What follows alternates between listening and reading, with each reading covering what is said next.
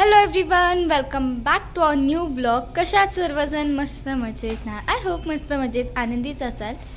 आज आमच्या घरी एक स्पेशल डिश बनत आहे जी फक्त मी आणि मम्मीच खाणार आहे. काय झालं माहिती आहे का, आज आहे रविवार आणि मी भक्ती आणि मिस्टर सकाळी आम्ही पन्हाळ्याला जाऊन वगैरे आलो आणि त्याच्यानंतर मॅडम तर आमच्या रात्रीपासून फुगून बसल्या होत्या. कशासाठी माहिती आहे का, तर मी काल व्हेज बिर्याणी बनवली होती आणि मॅडमला पाहिजे होती म्हणजे भक्तीला पाहिजे होती चिकन बिर्याणी. अक्षरशः ह्या पोरगीनं माझं डोकं खाल्लंय. तर त्याच्यामुळे या तुम्हाला दाखवते मी बिर्याणी आता बनवायला लागली, चिकन बिर्याणी. तर त्याच्यासाठी ना मी इथं 1 किलो घेतले चिकन आणि आता ह्याच्यामध्ये ना मसाले घालायचे आहेत. तर मी माझ्या पद्धतीनं कशी बनवते ते तुम्हाला दाखवते. तर इथं चिकन घेतलंय आणि ह्याच्यामध्ये आपल्याला घालायचं आहे 200 ग्रॅम पूर्णपणे दही. तर हे दही गेलं, दही हे ताजं दही घेतलंय मी 200 ग्रॅम. ओके, तर त्याच्यानंतर 2 चमचे फुल्ल भरून अशी ताजी आलं लसूण पेस्ट. इकडे मी ही अशी ताजी आलं लसूण पेस्ट फुल्ल 2 चमचे घालायचे आहेत. आलं लसूण पेस्टमध्ये मी थोडीशी कोथिंबीर, 1 मिरची आणि थोडीशी पुदिन्याची पानं घातले, त्याच्यामुळे ही ग्रीन दिसायला लागले. त्याच्यावर आपल्याला घालायचे आता खडे मसाले. तर खडे मसाल्यामध्ये काय करणार आहे माहिती आहे का मी, तर हे बघा इकडे हा गरम मसाला आहे. तर इथं माझा गरम मसाला हा थोडासा संपला होता, त्याच्यामुळे नवीन पाऊचमधला मी हा गरम मसाला यूज करते. फोडूया पहिला आणि हा गरम मसाला घातला, जवळपास 1 ते 1.5 चमचा. आता हे ठेवून देऊ. थोडंसं जिरं म्हणजे 1 चमचाभर होईल जिरं, मीठ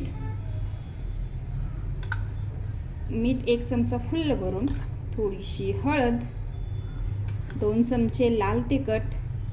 हे माझं घरगुती लाल तिखट आहे, तर हे 2 चमचे लाल तिखट. आणि खडे मसाल्यामध्ये मी घालणार आहे दालचिनी, 1च तमालपत्ती, वेलची 1च. हे मी मसाले ना खूप कमी घालायला लागले, कारण की भक्तीला ना मसाले बिर्याणीमधले आवडत नाही, त्याच्यामुळे थोडेसे मी कमी प्रमाणात घालते. 1 किलोच्या चिकनप्रमाणे ना तुम्ही थोडेसे मसाले वाढवला तरी चालेल.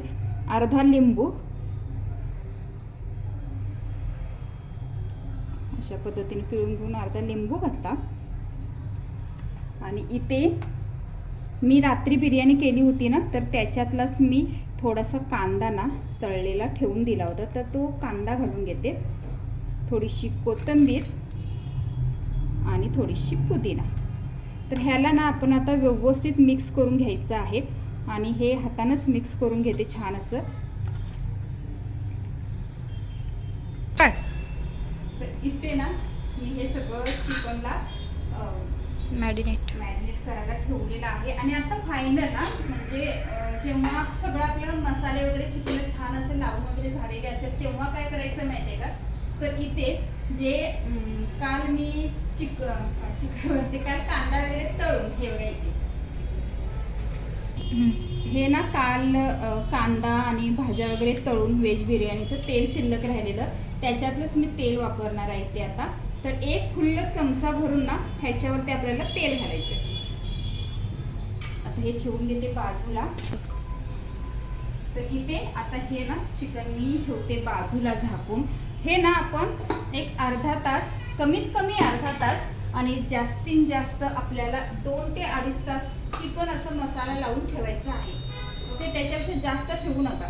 चिकनला मसाला वगैरे छान लावून ठेवला, तोपर्यंत इकडे मी बिर्याणीचा आपला राईस शिजवून घेण्यासाठी ना भांडं ठेवलंय. त्याच्यामध्ये अर्धा टोप भरून ना म्हणजे एक 7 ते 8 तांबे मोठ्या साईजचे भरून पाणी उकळायला ठेवलंय. आणि त्याच्या अगोदर मी इकडे आपला जो राईस करायचा आहे की नाही, तो राईस पण इकडे भिजत ठेवला होता. म्हणजे 10 ते 15 मिनिट आपल्याला हे राईस भिजवून मगच याच्यामध्ये घालायचं आहे. डायरेक्ट आपण असं घालू शकत नाही, त्याच्यामुळे कसं होतं भात असा सुट्टा होत नाही, चिकट झाल्यासारखा होतो. तर हे तांदूळ पण आपले छान भिजलेले आहेत, अशा पद्धतीने आपलं भिजलेलं आहे. मी इथे बिर्याणीला खास करून बारीक तांदूळ घेतलेला आहे वासाचा. तर कारण की बिर्याणीचा राईस चांगला लागतो, तसा सुट्टा होतो, मोठा होतो. पण थोडंसं माझ्या लेकीची चॉईसनं आज बनवायला लागले, त्याच्यामुळे बारीक तांदूळ घेतलाय वासाचा. त्याच्यामुळे थोडंसं बिर्याणी एकदम सुट्टी सुट्टी होणार नाही. पाणी चांगलं उकळू देत आणि मग आपण भाताची प्रोसेस बघूया. तर अशा पद्धतीने मी थोडीशी बिर्याणी आता करणार आहे.